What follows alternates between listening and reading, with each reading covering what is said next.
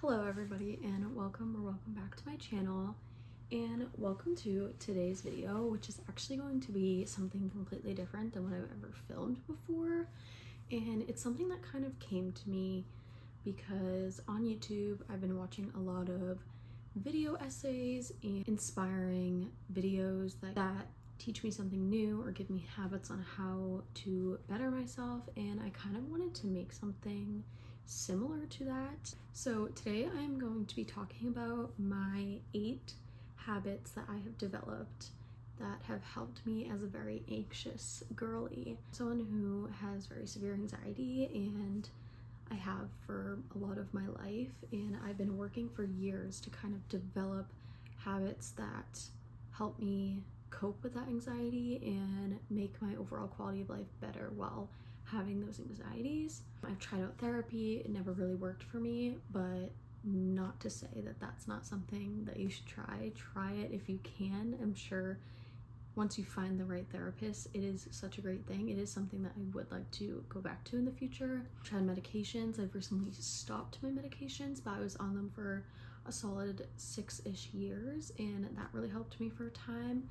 But for today's video, I wanted to just give some of my tips and healthy habits that I have developed over time to create a more calm life for myself. I am not a doctor, I am not a specialist in anything. I'm just a girl who has been learning kind of on her own as she goes how to cope with her daily anxieties and how to create a life that I genuinely enjoy living. So I wanted to give my 8 habits that I have been participating in to help me in everyday life.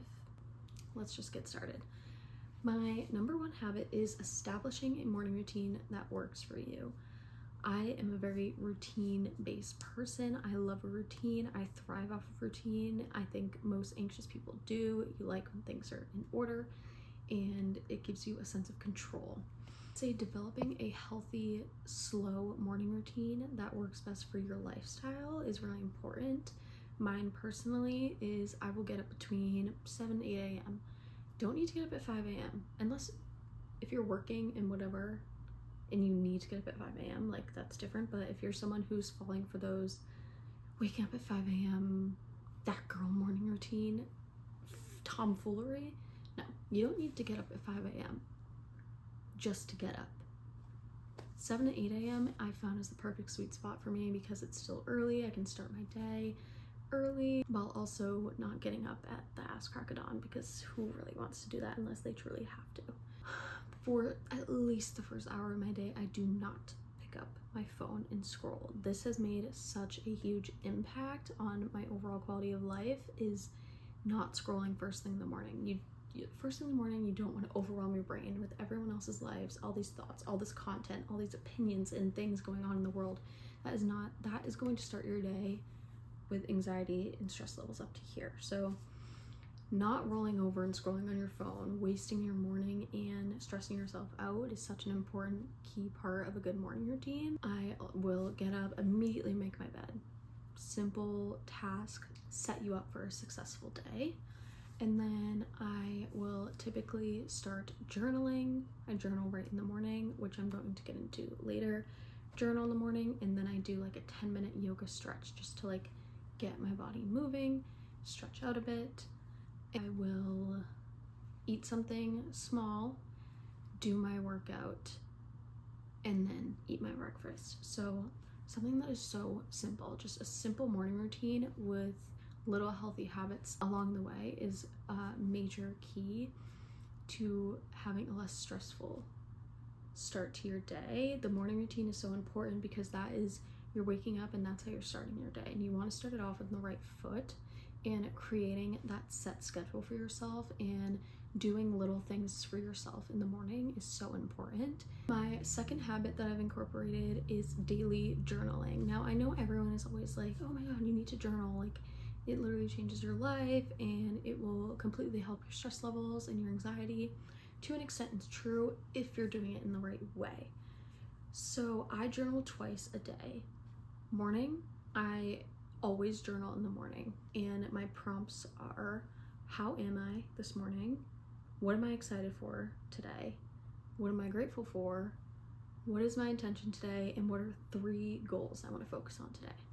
Very simple. It starts your morning with gratitude and excitement for the day ahead. It gives you a little emotional check-in on how you are doing, and it gives you an opportunity to set 3 tasks. They can be big or small that you are striving to complete that day. It has been a really good way to start my morning because it centers me and it helps me think, okay, like, how do I want my day to go? Night is my brain dump journaling. Now, I tend to fall off on this a little bit, but I'm trying to get better at it. And this is where you're just going to journal about your day. Anything significant or not significant that happened in your day. Did you have a good day?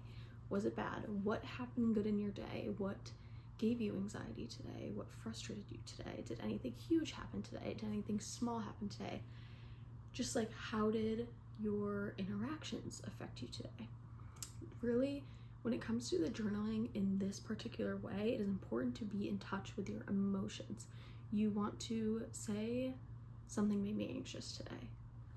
When I am going to go journal about it, I'm going to write about what made me anxious and then kind of almost psychoanalyze yourself and think like, why did this make me anxious? What was I feeling in that moment? How did I get over it? Am I over it?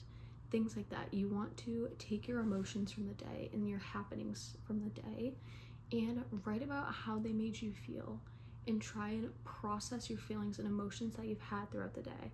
This is a great thing to do at night because it lets you let go of everything that happened that day, put it on paper, and move on. 2 journals. So this is the journal that I do the morning and night portions in, and then I have my bullet journal, which is basically like my homemade planner. I track all of my habits and my workouts in here, do a daily highlight every day where I just do like one part of my day that made me happy. I track all my media, you know, the books, the shows, the movies, the music I'm listening to, all of those things. And then I set goals for the week and my goals for the day. So these 2 journals have really saved me when it comes to being anxious. It helps me process my emotions, track good things that are happening to me, because sometimes, most of the time, we tend to not focus on the good. And it helps me stay on top of my healthy habits as well. The 3rd thing is something everyone is talking about. It's a hot topic right now, and it is to limit your scrolling. Phone addiction is real. As social media rises, we just want to use it more and more. It's hard to stay off social media.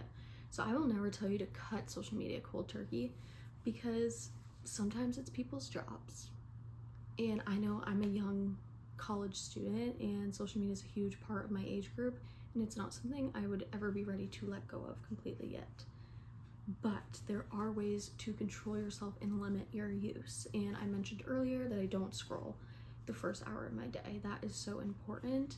I also try to not scroll the last hour of my day as well, because having that phone and all that information coming to you again, like when you're trying to go to sleep, is going to disrupt your sleep and it's going to rise your stress. But also throughout the day, I am trying really heavily not to just fill empty, boring moments with scrolling. Endless scrolling. You're not getting much. I love a scroll. I love TikTok. I get a lot of great information from TikTok, but I have learned that spending too much time on there is going to heighten your anxiety levels and your stress levels. Maybe it will feel good in the moment, but as you keep going, you are actually just stressing yourself out and causing yourself more anxiety. So by just being conscious of how much time you're actually spending on your phone and how much time you're scrolling is really important, and trying to limit that as much as you can and fill your day with other fulfilling things that aren't just scrolling on your phone. Because sure, it's going to give you that initial dopamine hit, but it's not doing you any good in the long run or for the rest of your day. So it is true what they say, that phones are the damn problem. My next habit is daily movement. Now, I'm someone who loves to work out, so my daily movement consists of the yoga stretch in the morning. It's only like 10 minutes. And then I will do, on Mondays, Wednesdays, and Fridays, I do strength training and an ab workout. And on Tuesdays and Thursdays, I do a Pilates workout. And then every single day I walk to meet my 10,000 step goal. But it doesn't have to look like this for you. I have a lot of time on my hands right now because I currently don't have a vehicle or a job. And I have the privilege of having this time to dedicate a large portion of my day to working out and moving my body. But it doesn't matter what you do. It can be going on a 15-minute walk outside or on the treadmill. It can be a 10-minute yoga stretch. It can be going to the gym. It can be whatever you want to be, but moving your body is so important, especially if you're someone who, say, works at a 9 to 5 and is sitting all day long. It is so important to get those steps in and to just move your body in whatever way fulfills you. Physical activity is really important to our overall stress levels and overall well-being. It not only impacts our physical health, but our mental well-being as well. After you do a workout and move your body, you feel good about yourself. You feel energized for the day. And also, if you're physically feeling good, it helps your mental. So just getting daily movement is so important. I like to do mine in the morning because I feel it sets me up for a great day. Just getting my movement done in the morning, and then I'll do like an afternoon walk. But whatever works for your schedule, it doesn't matter when you're moving, just move. The fifth habit that I have is silence. This is something that is really difficult for me. I'm someone who always has something playing. I am in the shower watching YouTube or listening to a podcast. I'm doing tasks, like very small chores, always watching YouTube or listening to a podcast. Cooking, cleaning, walking around, doing anything, I'm always listening to something. So I'm trying to incorporate more silence. This generation has a problem with sitting with our thoughts. We can no longer just sit with our thoughts anymore and be alone with ourselves. It's a huge issue, and it does contribute to the rise in phones and social media. But we have a serious problem with just letting our thoughts be and sitting in silence. So ways that I've tried to incorporate silence more into my day is in the morning, I will do everything in silence except for my workout. My workout, I will be watching a podcast always, or watching a show, just because it kind of motivates me a little more. I would never do a silent workout. I'm sorry, I'm not that strong. But other than that, while I'm doing my morning routine and activities, I'm doing it in complete silence. Another thing that's been difficult is eating in silence. I've been trying to fix my habits and my relationship with food lately, and I found that one of the things is that my brain associates food with watching something, because I'm always watching something while I'm eating. So what I've been trying to do is, when I have my meals, not watch something, just sit at the table and focus on eating my meal. And this helps your brain process that you're eating, and it helps you appreciate what you're eating and actually like feel full and satisfied after, because you're not distracted by watching something else. And then just, I've been showering in silence lately, which is a hard one for me. Even though it's 5 to 10 minutes of my day, it is hard to be in that silence. So the reason that being in silence is so important is because if we're constantly listening to something, constantly watching something, we're overstimulating our brain. We're multitasking constantly. If you're listening to something, but you're also doing the dishes, and then you're doing laundry, or cooking, or eating, your brain is doing multiple things at once, and that can really stress you out and make you more anxious. So by allowing times in the day for some silence and to just like focus only solely on the task at hand is really important to limit that overwhelm and that stress. And it's also important to just allow yourself to sit with your thoughts. Anxious people, we have thoughts, and a lot of them. We are overthinking and just thinking in general constantly, and it's okay to let those thoughts come through. We need to give ourselves time to sit with them, process them, and figure out what path we want to go with them. So this is a newer one for me, but I found that it has really helped me. The sixth habit I have is hobbies. Hobbies are a lost art in this generation, again, because of that damn phone. Some hobbies I like to do, as you know, reading. It's my whole channel is reading. Love to read, and I think reading is such a great hobby. It's really good for your brain, obviously. There's so many different stories out there that you can experience, and it just betters you as a person. Another hobby I like to do is coloring or diamond painting. That's a fun activity to do. Hobby I literally just picked up again, like literally an hour ago, was Nintendo Switch Animal Crossing. I just sat here for literally an hour playing Animal Crossing in silence too, and it was very therapeutic. That's one of those games that aren't gonna stress you out and are fun and relaxing. But it can be anything. Just find a hobby you enjoy doing and stick to it and try to incorporate it at least a few times in your week. This gives you something to do other than scroll on your phone or ruminate in your overthinking thoughts. A lot of these hobbies are anxiety reducing, which is really important as well. The 7th habit that I have been incorporating is tea and magnesium before bed. Now, tea is something I've been on and off with. Recently, I've been trying to have it every single night before bed. I have the chamomile mint tea, and tea is just something that really calms you down. It doesn't even have to be the sleepy time tea, just in general, tea is very calming. It's a warm beverage and it's calm. And it also helps with things like your digestive system, which is another added plus, but that is something I've been having. And then recently I've been taking these, which have really helped me sleep. It's helped me sleep and it has reduced my stress before bed, and it's cortisone. It has magnesium, ashwagandha, and L-theanine, and this helps with just your stress levels, and it helps calm your body and your mind down before bed. And I found that these have really helped. Kind of going along with that, it's like having that night routine and that nightly ritual to set yourself up for a good night's sleep, because sleep is so important. Getting 8 hours of sleep is vital for your health, physically and mentally, and I've noticed that when I have a lack of sleep, I notice it in my anxiety levels and my stress levels. So having that tea, journaling, taking my supplements before bed has been a great ritual to calm me down, relax me, and then help me fall asleep faster and sleep for longer without that stress and those thoughts. The final habit that I have, it's weird to call it a habit, but it's leaving the house.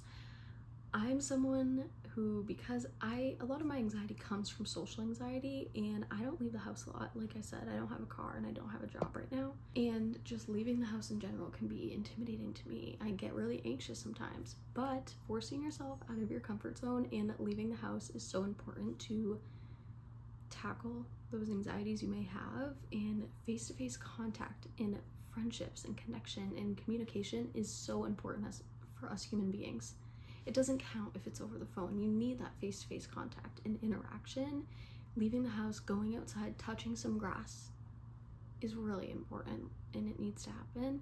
So try and meet up with a friend once a week and go somewhere. Or even if you can't do that, go on a walk in your neighborhood and just like pay attention to the world around you, and maybe you'll see some people along the way and just say hi and talk to them. Maybe you want to go to a workout class instead of working out at the gym or at home, and that builds like a sense of community. Just leaving the house as much as you can, even if it's for very mundane things. You need those friendships, you need that connection, and if you're feeling anxious about doing that, it's only going to go away if you keep facing those anxieties. This was a short video today, and also a very different video than what I do, but I really just felt motivated to share how I've been coping with my anxiety in my everyday life and the tiny habits I've been implementing to help me feel more fulfilled and happier and less stressed all the time. Hope that at least one of these habits is maybe something you will start doing, and maybe it could help you too. I hope you guys enjoyed this video, and if you want to see more like this, please let me know, and don't forget to like, comment, and subscribe. Thank you so much for watching.